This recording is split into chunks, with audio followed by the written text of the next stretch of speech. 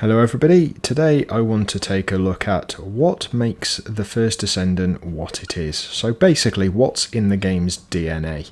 Now I've commented on it in one of my previous videos that this has a lot of similarities to other games, and this video is primarily looking at what those similarities are. Now for the most of this we're going to be taking a look at the combat and the action within the game, moving around the world and the levels, and probably a brief look back in town as well.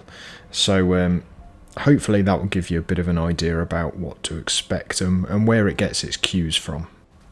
Now without a doubt in games like this, combat is obviously the most important thing. Yes, as a live service game, additional content is always really important to keep people playing, but the thing that gets people playing and interested is what the game feels like to actually play. And that comes all down to, well, like I say, the gameplay. Now in a looter shooter, there are certain things that you should be expecting. Loot is primary among those. If there isn't enough loot and it's not interesting enough, then people are going to lose interest extremely quickly. Mainly because in loot games, the loot is the main draw of the game, because without it, your character is not strong enough to take on the further and future mission types. Live service makes that even worse, because if you have additional content that is provided but there is no satisfying gameplay loop, people are never going to play your additional content, so you need to nail the very basic stuff first and foremost.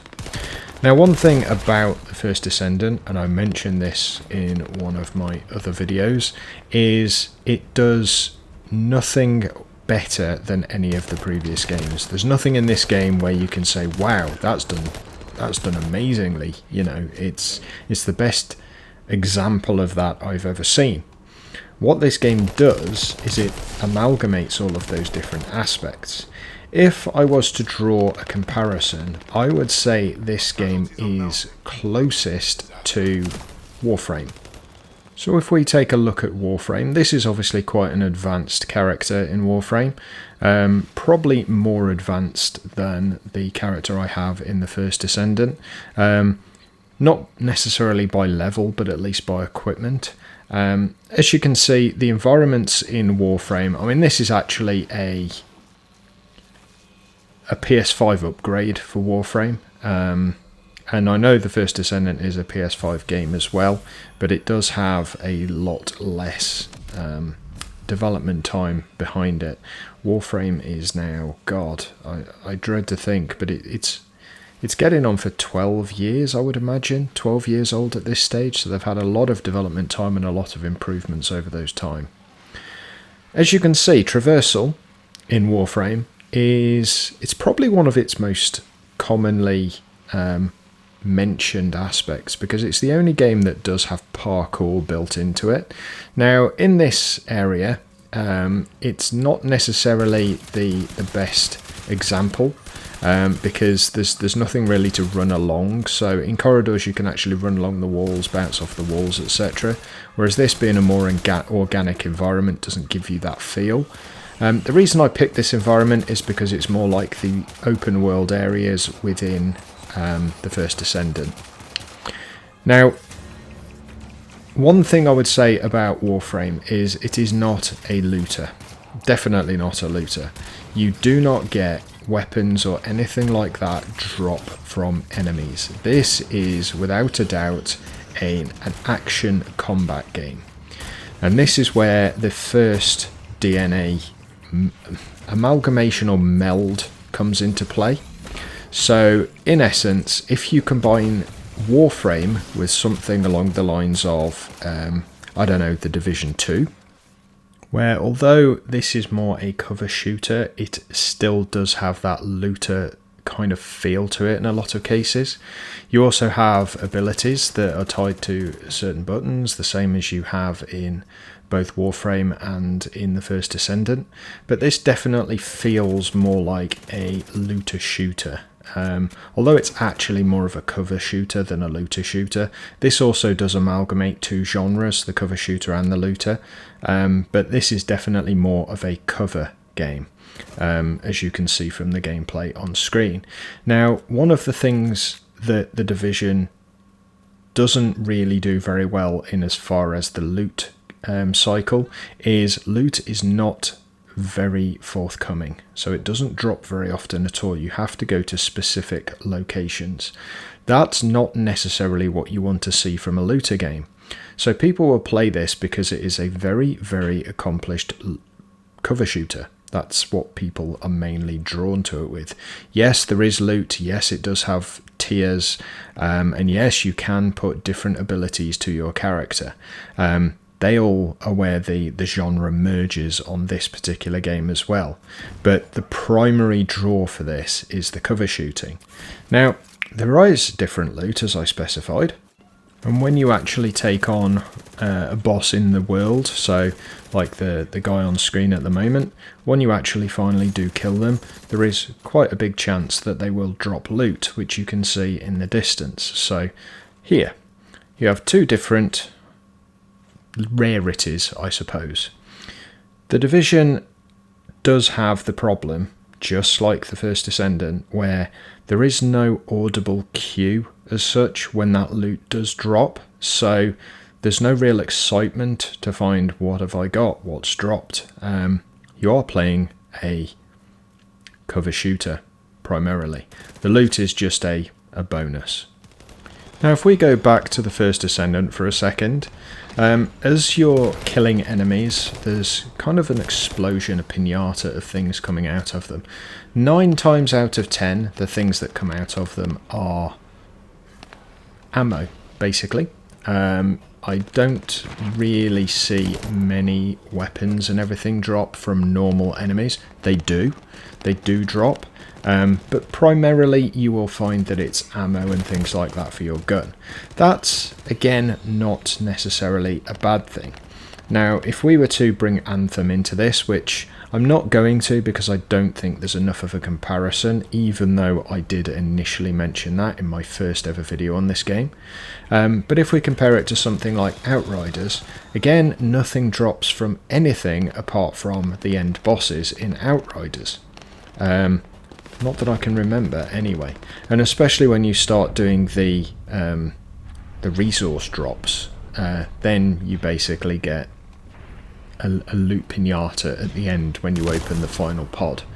That's where this game picks up from that. So this game does pick up from bosses and things tend to drop more loot than the normal characters. It's a very ARPG style system, and the looter shooter is basically just that. It's a shooter that has combined aspects with ARPGs to have the loot included. I think probably the first ever version of a looter shooter, if I'm not mistaken, was Borderlands. I may be wrong in that. I may be missing one that just didn't have as much of an impact. But Borderlands and Destiny are probably your two first real looters that people did take notice of. But if we do a comparison with Outriders, we can start to see that there are some very, very close similarities between the two. Now, what you will see as one of the biggest similarities is we do have our skills across the bottom of the screen. Now, those skills are very similar in some regards to the skills that you have in the First Descendant.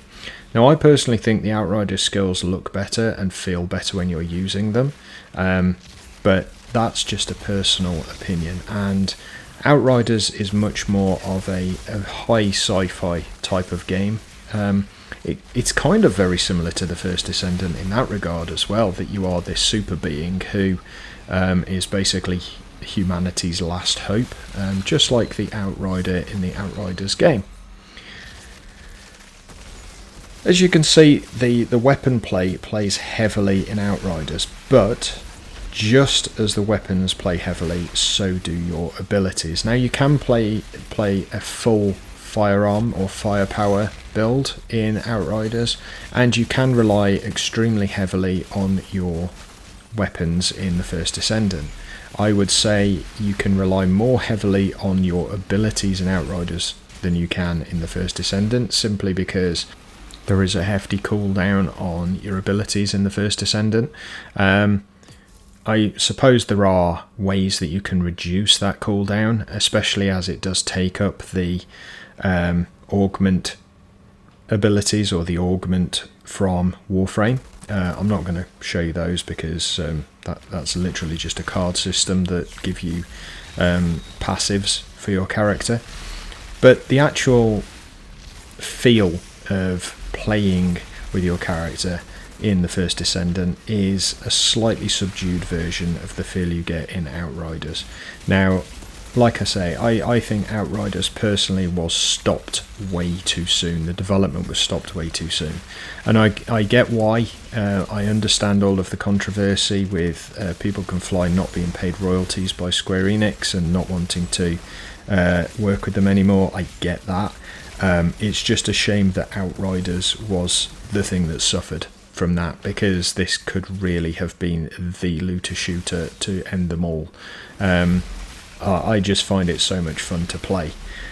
So I was hoping, and I guess this is why my first videos, sorry to go into a bit of a side conversation here, but I guess that's why my first video was so disappointed with the First Descendant, because I was hoping it was going to be the the open world Outriders that I was hoping we could get, and unfortunately it doesn't have that level of polish for me. I find the environments look nicer in Outriders. I find the gameplay is more engaging in Outriders, but at the same time it doesn't have all of the other aspects. So for example, you don't have to unlock and build your other characters. You can just play any of them whenever you want. You can just start a new character. Whereas in the First Descendant, it has taken the Warframe style. You either have to find all of the parts to make a new character, or you have to buy them with real money. So again, that's another Warframe DNA part to the First Descendant. So overall, what do we have? The First Descendant is without a doubt an amalgamation of The Division, Warframe and Outriders. I'm going to say Outriders above things like Destiny or something like that, because Destiny is a first-person shooter first and foremost. This is obviously third person, and this is third person in town and in the field, whereas Destiny is only third person in town. That being said, I do think that because it is including parts of all of those different games, it kind of does make its own entry to the market, which I think is pretty decent. Now, I thought I would end showing you this cutscene, because one thing that Outriders did better than all of the other games in this list, in my opinion, was it had some amazing cutscenes which told the story of what was going on. This game does very similar. Now, it's not as polished. You can kind of see stuttering and juddering as this cutscene is playing out. But the story is still told through these cutscenes, and it is your character. So everything that you've put on your character does show. Even my hamster wheel on my back is in this particular cutscene. I do find that really nice, and it's a bit of polish that they could do with refining to stop that stutter, stop the slowdown and catching, but it does add another dimension to it. I am a sucker for a good cutscene. I've always liked them, ever since the Final Fantasy VII days, the original Final Fantasy VII. And I think more games could do with using these as storytelling devices. I'm not saying all games. So there are some games that don't need them. The Last of Us, games like that, where the story is in the gameplay, I think is extremely good and does not need a cutscene to tell the story. At the same time, I think games which require and have missions specifically, so if you go from one region to the next region just doing missions, the story can sometimes seem a bit broken and a bit bland. So things like this, where you have a nice cutscene to describe things, to me, just makes the difference. So to finish off, I think hopefully you will agree that the Descendant, or the First Descendant, has taken elements from Warframe, the Division 2, and I'm going to say Outriders, but any looter shooter of that similar vein. It's put them all into a package where, if you like those three genres, this does have something for you. It doesn't do anything as well as the other three, so if you want a pure looter, then the First Descendant is going to do nothing to blow you away. If you want a pure action fighter like Warframe, this is not going to blow you away. And if you want a pure cover shooter, there's no cover system in this game, so again, this is not going to blow you away. But if you want something that brings all of those different aspects together into an accomplished, if not perfect, package, then the First Descendant is something that's probably worth your time. Just don't spend any money in it. I have a video on that coming out soon, and hopefully I will shed light on why I say that. Anyway guys, I'm going to leave the video there. Thank you very much for watching. Hopefully this has been entertaining and enlightening, and informative of course. If it has, please make sure you do click the like button, subscribe if you haven't already. If you're new to the channel, or if you're a returning viewer and you haven't subscribed, then please make sure you do. It really does help. Last time I checked on my analytics, 97% of my viewers are not subscribed. That's crazy, especially as there is a relatively high percentage of returning viewers as well. Leave me a comment down below. Let me know what you think of this video. Let me know any other games that you would like me to try. If it's something I've already covered on the channel and you want me to go back to it, please let me know. If you want me to do more First Descendant videos, please let me know. If you want me to do more DNA videos where we analyse what games have taken aspects of what other games, then I can always do that as well. But yeah, leave me a comment down below and just let me know. Right, I'm going to leave it there. Thanks very much for watching. You all take care. Bye for now.